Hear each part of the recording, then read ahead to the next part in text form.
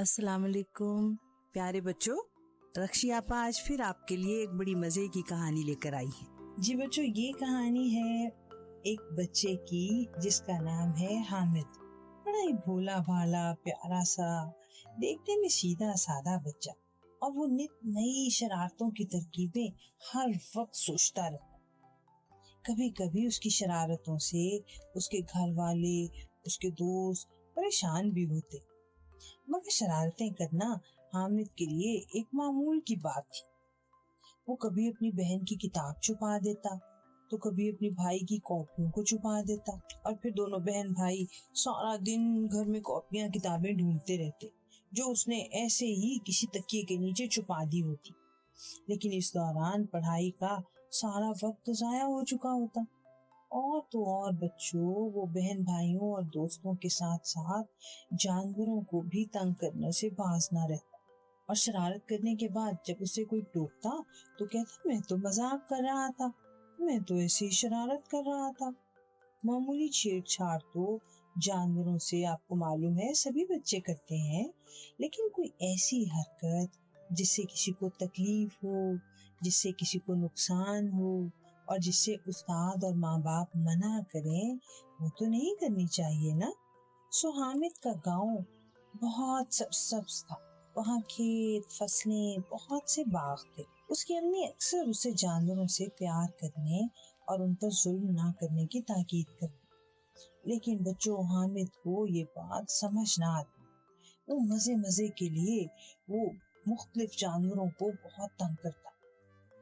ایک دن حامد نے دیکھا کہ باغ میں آم کے درخت پر ننھی چڑیا بے چینی سے اڑتی ادھر ادھر شور مچاتی پھر رہی ہے۔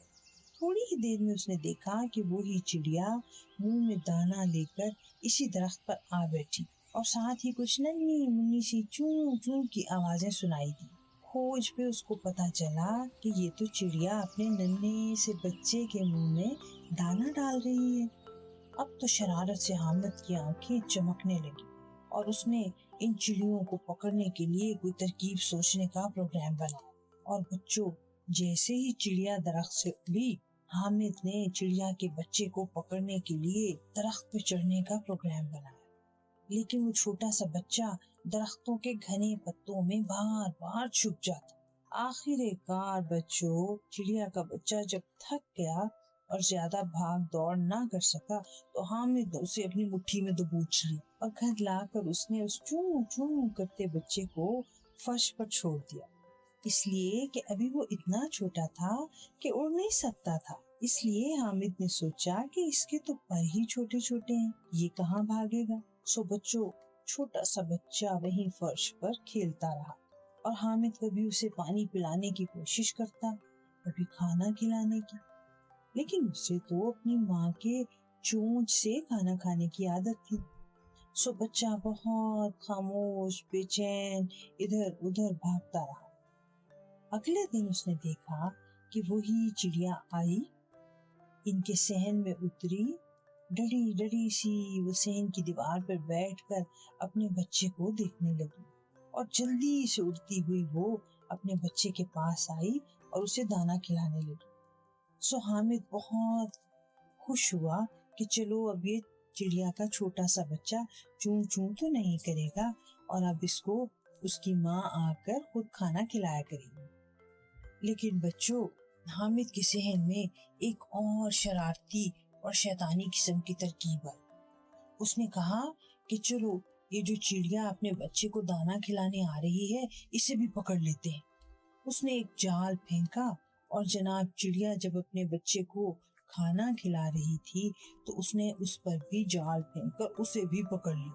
اس کے دوستوں نے، اس کی امی نے اسے بہت منع کیا کہ یہ ظلم ہے، ایسا نہیں کرنا چاہیے، یہ پرندے آزاد فضاؤں میں رہنے والے ہیں، انہیں اڑا دو، انہیں قید کر کے رکھنا ان سے کوئی پیار جتانا نہیں ہے، بلکہ یہ تو اپنی ضد ہے۔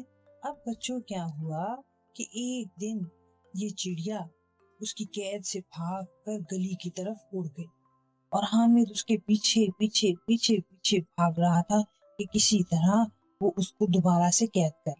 حامد کافی دور آ گیا، تیز بھاگتا تھک گیا، اور اب اس کو کوئی راستہ نظر نہ آ رہا تھا۔ وہ بہت لیکن اس نے ہمت نہ ہاری. اچانک اسے ایک پتھر سے ٹھوکر لگی اور جناب وہ الٹ کر زمین پر گر گیا اور اس کے منہ سے ایک زوردار چیخ نکلی اور جناب وہ فرش پر سر کے بل گر گیا. اور پتہ یہ چلا کہ وہ چڑیا کے پیچھے بھاگتا بھاگتا ایک نوکیلے پتھر سے پاؤں ٹکرا جانے کی وجہ سے کھڈے میں گر گیا تھا. اور اس کی چیخ کی آواز سن کر اس کے دوست اس کے پاس پہنچے تو وہ نیم بے ہوش زمین پر پڑا تھا. لیکن بچوں، انہوں نے دیکھا کہ وہی چڑیا بھی وہاں مکئی کے کھیتوں کے قریب مری پڑی. پیارے بچوں، اگلے دن حامد جب چلنے کے قابل ہوا تو وہ اسی کھیت میں دوبارہ جا پہنچا جہاں وہ چڑیوں کے پیچھے بھاگتا. وہاں جا کر اس نے دیکھا کہ وہی چڑیا وہاں کھیتوں میں مری پڑی. اس نے دراصل اس چڑیا کے پاؤں میں دھاگا باندھ دیا تھا اور وہ دھاگا کسی پتھر یا کسی درخت کی شاخ میں الجھا تو چڑیا دم گھٹنے سے مر گئی. اب تو بچوں حامد کو بہت افسوس، اس لیے کہ اس کے اپنے پاؤں میں جب چوٹ لگی تو اسے پتا چلا کہ ٹانگ پر چوٹ لگنے سے کیا ہوتا ہے، اور پھر اس نے جانوروں کو تکلیف دینے سے توبہ کر. روز کی طرح کل تک رکشی آپا آپ سے اجازت چاہتی ہیں. کل پھر ایک اور پیاری سی مزے کی کہانی کے ساتھ میں پھر آپ کے پاس آؤں گی.